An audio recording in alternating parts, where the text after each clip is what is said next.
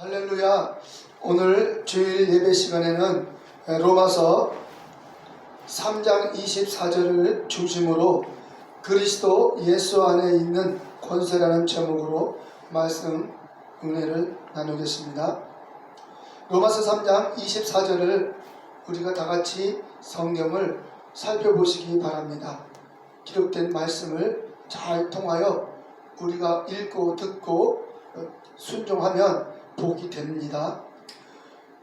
본문의 말씀을 읽어보면 그리스도 예수 안에 있는 구속으로 말미암아 하나님의 은혜로 값없이 의롭다 하심을 얻은 자 되었느니라.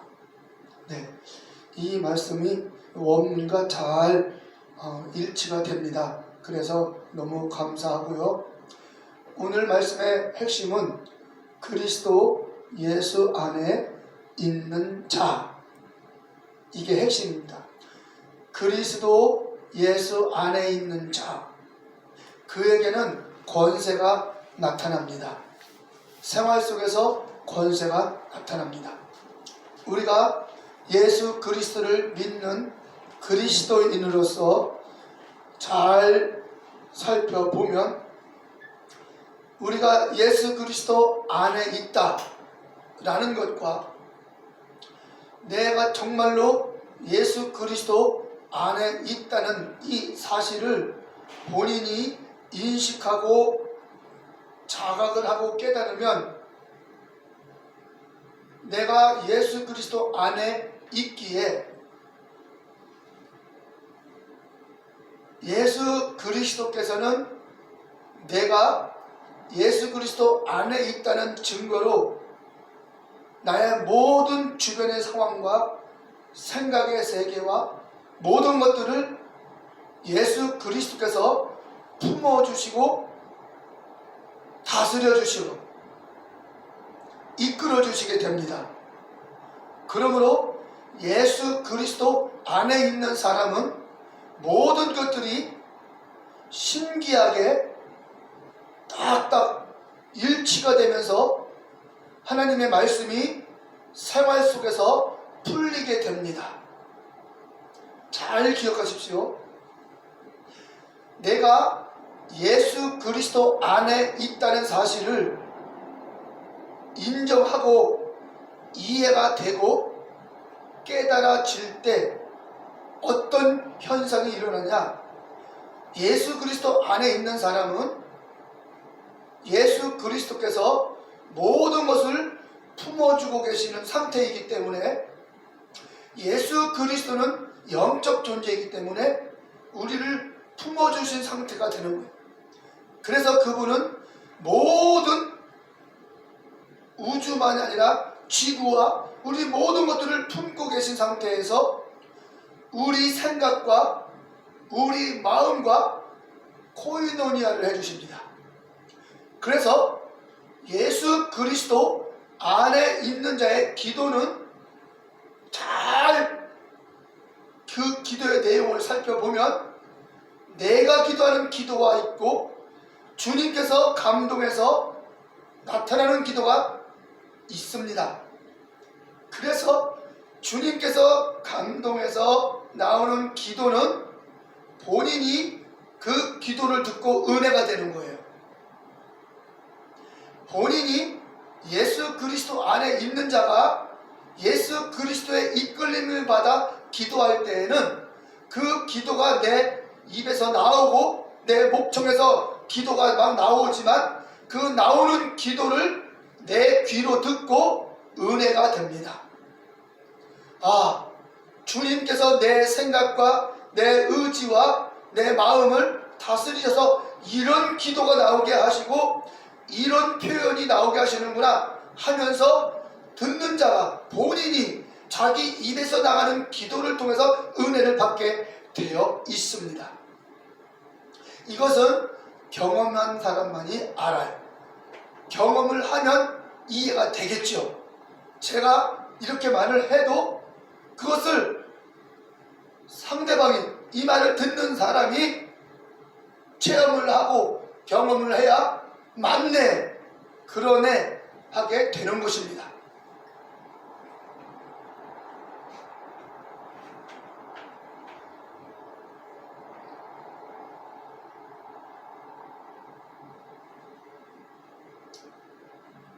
우리가 예수 그리스도 안에 있다 라는 이 사실을 너무나 우리가 막연하게 인식하고 있습니다. 예수 그리스도 안에 있다, 관념적으로 생각하고 어떤 믿음으로 생각하고 피상적으로 생각하게 됩니다. 그래서 예수 그리스도 안에 나는 있어 라고 하는 것이죠. 왜 관념과 피상에 머물러 있을까요? 왜 우리가 예수 그리스도 안에 있다는 이 중요한 우리의 정체성과 우리의 삶의 현재를 막연하게 알아야 됩니까? 피상적으로 알아야 됩니까? 이거는 상당히 고민해야 할 문제인 것입니다. 내가 어떠한 존재인지 나를 뚜렷이 아는 만큼 우리는 행동 거지가 명백하고 뚜렷하게 됩니다. 내가 어떤 존재인지 아는 만큼, 자각하는 만큼. 과거에 우리가 일제 36년 시대에 일제의 식민지 생활했을 때 우리의 조상들이, 우리의 부모님들이, 우리의 조상들이 앞서간 이 믿음의 선배들이 독립을 위해서 얼마나 애썼습니까? 이 나라가 독립이 돼야 된다, 일제 식민지에서 벗어나야 된다 라는 사명감을 가졌을 때에는 그들의 삶은 상당히 비장하고 그들의 삶은 하루하루가 상당히 목적이 분명한 가치 있는 삶을 살아가는 것입니다. 그러나 자신의 그 존재 목적이 희미하고 자신의 존재성을 망각하거나 분명하지 않으면 생활 태도가 흐리흐리해지는 것입니다. 이와 같이 예수 그리스도 안에 있는 것이 우리 기독교인의 정체성인데, 예수 그리스도 안에 있는 것이 우리 그리스도인의 정체성이고 우리 그리스도인의 실존인데, 내가 예수 그리스도 안에 있는 것이 실감이 안 나고 실제로 이해가 안 되고 믿어지지가 않으면 어떻게 되겠습니까?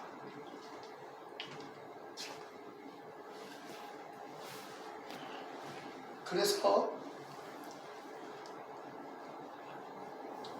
예수 그리스도 안에 있는 것을 뚜렷이 내가 자각을 한다면 대단한 그 결과가 생활 속에서 나타나게 되어 있어요.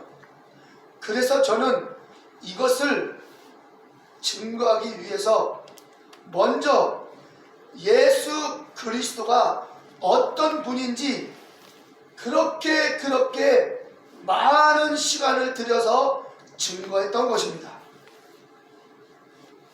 예수 그리스도가 어떤 분인지 정확하게 알아야 그분 안에 내가 들어갈 수가 있는 것입니다.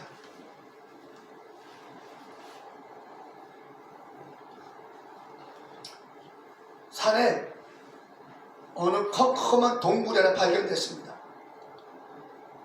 산에서 갑자기 커다란 동굴이 하나 발견됐는데 입구가 아주 커다란, 사람이 한 2명이 들어갈 정도로 커다란 구멍이 뻥 뚫는데 안에는 시커멉니다. 깜깜해서 아무것도 안 보입니다. 입구만 보입니다. 이 동굴이 발견됐어요. 자, 이 동굴에 들어갈 수가 있겠습니까? 그 안에 사나운 짐승이 들어가 사는지 독사가 있는지 어떤 위험한 것이 도달하고 있는 시커먼 그 캄캄한 곳에 그 동물을 어떻게 들어가겠습니까? 불빛도 없이 후레쉬도 없이 그 동물을 알지 못하기 때문에 들어갈 수가 없는 것입니다. 조심스러운 것입니다. 이와 같이 예수 그리스도가 어떤 분인지 선명하게 이해하지 못하고 깨닫지 못하면 그분 안에 들어가는 건 어렵습니다.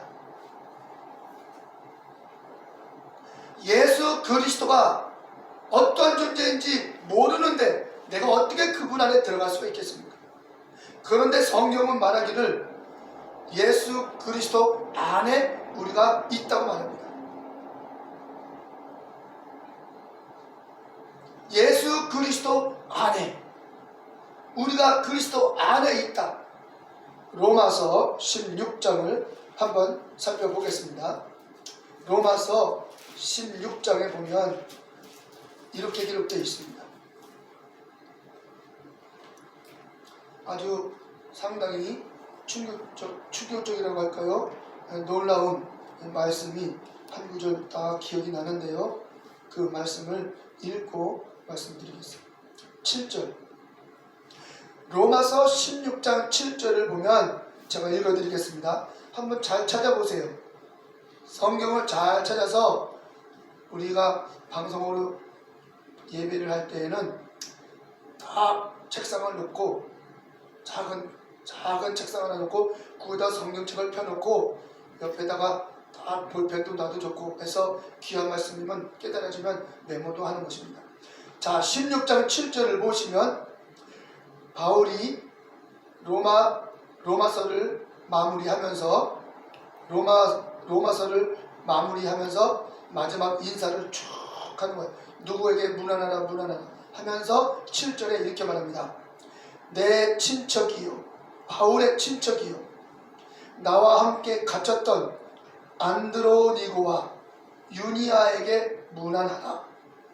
저희는 사도에게 예수님의 제자들 사도에게 유명히 여김을 받고 인정받고 또한 나보다 바울보다 먼저 그리스도 안에 있는 자라. 이렇게 말합니다.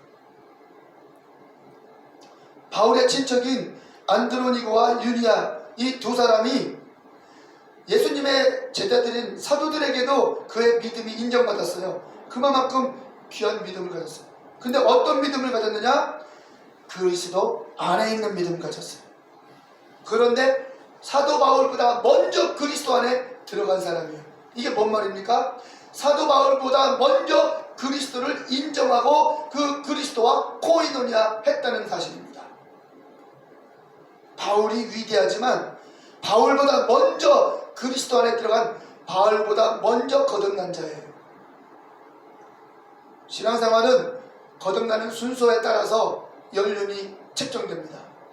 우리가 인생이 먼저 태어나는 사람이 선배가 되고 연륜이 높아지는 것처럼 먼저 태어나는 게 절대 뒤바뀔 수 없는 순서인 거예요. 이와 같이 주 안에 들어가는 것도 먼저 들어간 자가 거듭난 자가 우선이에요. 사도 바울이 아무리 많은 사역을 하고 많은 열매를 맺고 복음의 지경을 넓혀도 그는 여기 있는 안드로니고와 유니아보다는 뒷서입니다. 왜? 영적 질서이기 때문에 먼저 거듭났기 때문에 그런 것입니다. 그렇기 때문에 사도 바울도 디모데에게 말을 합니다. 믿음의 아들 디모데야. 왜 디모데가 바울의 아들입니까? 바울이 그리스도 안에 있는 이 믿음으로 복음을 전하니 디모데도 그리스도 안에 들어가는 믿음을 가져 그 안에 거듭난 것이에요. 그렇기 때문에 바울의 그 믿음을 통해서 복음을 통해서 나았기 때문에 바울 다음에 디모데가 되는 거예요. 디모데가 바울보다 앞설 수 없어요. 아무리 디모데가 많은 역할을 한다고 해도 거듭난 순서는 뒤바뀔 수 없는 것입니다. 이렇게 바울보다 먼저 그리스도 안에 있는 것이에요. 이게 중요한 것입니다. 우리가 많은 사역도 중요하고 많은 그 지경을 넓히는 것도 중요하고 하나님의 일을 웅장하게 하는 것도 중요하지만 먼저 그리스도 안에 내가 있느냐, 이게 중요한 것입니다. 그리스도 안에 있어야 이게 바로 우리의 최종 목적이거든요. 그리스도 안에 있어야 되는 것입니다. 그러면 그리스도 안에 있으려면 그리스도가 어떤 분인지 우리가 자각을 해야 하고 이해가 돼야 되겠죠. 그런데 성경에는 명백하게 정확하게 그리스도의 존재성을 기록하고 있기 때문인 것입니다. 마태복음 16장 20절을 보겠습니다. 찾아보십시오. 마태복음 16장 20절을 보시기 바랍니다.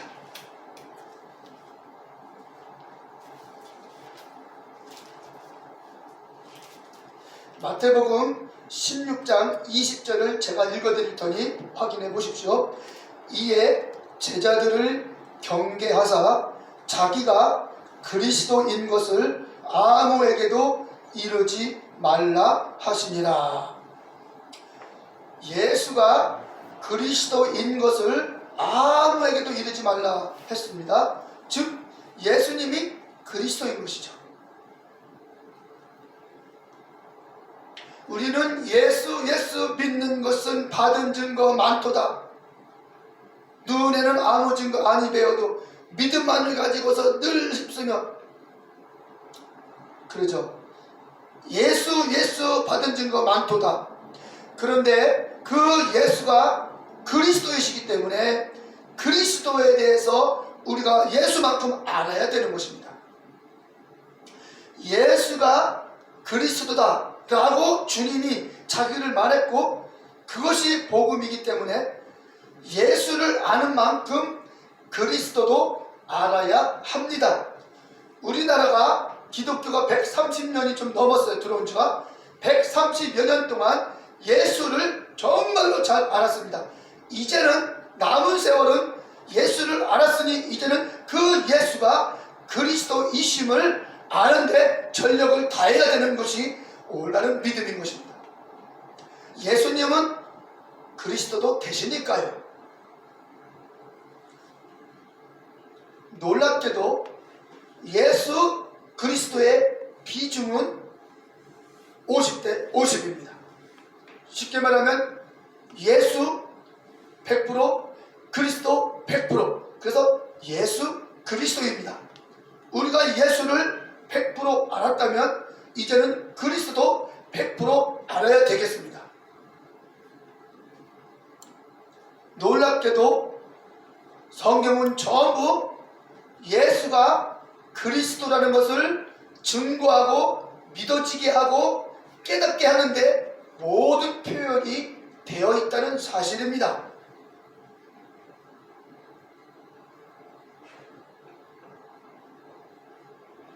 그러므로 예수가 그리스도라는 사실에 대하여 우리가 예수님처럼 실감나게 그리스도를 실감해야 됩니다. 예수님이 십자가에 피 흘릴 때 정말로 우리가 감정이 표현되고 정말 인간의 인지상정이 표현돼서 날 위해서 고난받으시는 저 피구나, 날 위해서 채찍이 맞으시는 저 채찍이시구나, 우리가 동병상련을 느낍니다. 왜? 예수님은 우리와 똑같은 사람이라고 믿고 있기 때문에. 왜? 성경에서 여자에게서 낳고 마리아에게서 낳고 말구유에서 정말로 어디 있을 곳도 없어서 정말 짐승들이 먹고 사는 말구유에 태어났을 때, 그래서 성탄절에서 빈방이 있습니까? 얼마나 감동적입니까? 그 성탄절 단골 성극이 뭡니까? 마리아가 배가 불러서 아기 낳을 곳이 없어서 그 구유에서 낳았던 그 장면을 볼 때 얼마나 감동적이고, 우리를 위해서 이렇게 희생하시면서 정말 초라하게 태어나신 우리를 위해서 하나님이 이렇게 연약해 주셨구나, 감성이 자극을 합니다. 우리의 눈에서 이때 눈물이 막 흘리면서 주님 하면서 신앙이 견고해집니다. 이 주님을 느낀 것처럼 그리스도에 대해서도 우리가 그러한 믿음의 눈물을 흘려야 하고 믿음의 결단을 해야 하고 우리 신앙의 고백이 터져 나와야 되는 것입니다. 그리스도 한 군절만 보시겠습니다. 누가복음 24장.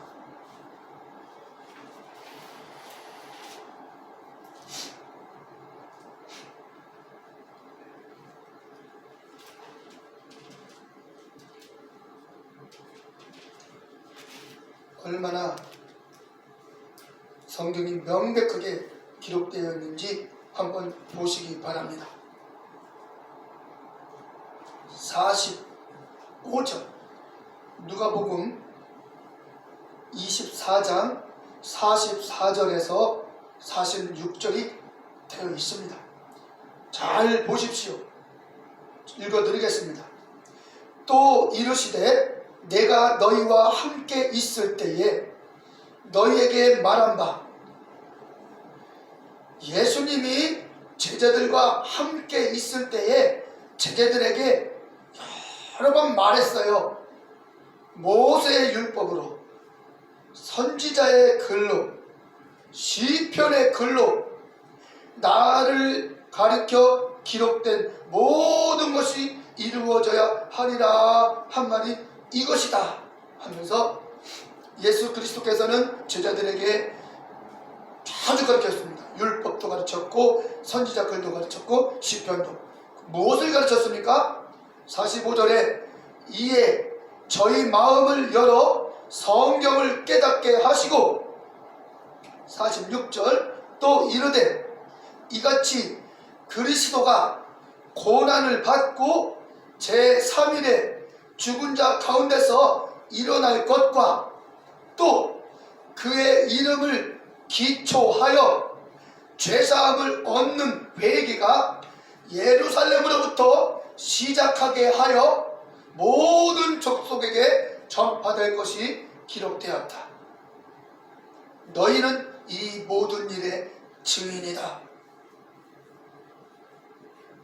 사도들은 이 모든 일의 증인이에요. 48절 너희는 이 모든 일의 증인이다. 3년 6개월 공생애 동안에 다 겪고 체험한 너희들은 12제자는 증인이다. 그렇기 때문에 12제자는 이것이 증인이기 때문에 12제자는 이것만 증거하는 거예요. 증인이니까, 이것을 목격한 증인이니까 그리스도가 모든 고난을 받고 제3일에 죽은 자 가운데서 일어나는 것, 그리고 그 이름을 기초하여, 여기 원어에는 에피가 돼. 에피돈, 오노마티, 그분의 그 이름을 기초하여 죄사함을 얻게 하는 회개가 예루살렘으로부터, 여기도 시작하여가 아니에요, 시작하게 하여요. 주님께서 예루살렘으로부터 시작하게 하셨다고 그랬어요. 중간태로 나와 있어요. 헬라 원어에 보면. 그래서 모든 족속에게 전파되는 거예요. 그렇기 때문에 이것에 대한 증인이라고 해요. 12제자는 오늘날 이것을 증거해야 돼요. 이것에 대한 증인, 성령이 임하시면 이것에 대한 증인, 내 증인이 되리라. 그리스도의 증인이 된다는 거예요. 사도행전 1장 8절에 뭐라고 기록되어 있습니까? 사도행전 1장 8절에 뭐라고 기록되어 있습니까?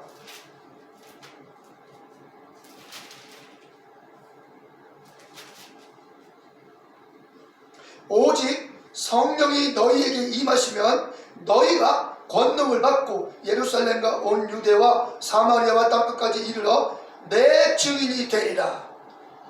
내 증인이 누굽니까? 그리스도의 증인을 말하고 있는 것이죠. 예수 그리스도의 증인이에요. 예수가 그리스도라는 것을 증거하는 증인이라는 거예요. 예수가 그리스도인 것 증거, 그러니까 그리스도를 증거하는 거예요. 그리스도를 증거하면 자동적으로 예수는 따라오게 되어 있는 거예요. 그런데 예수를 증거하면 그리스도는 따라오지가 않게 되어 있어요. 그리스도를 증거하면 자동적으로 예수가 따라서 증거되는 거예요.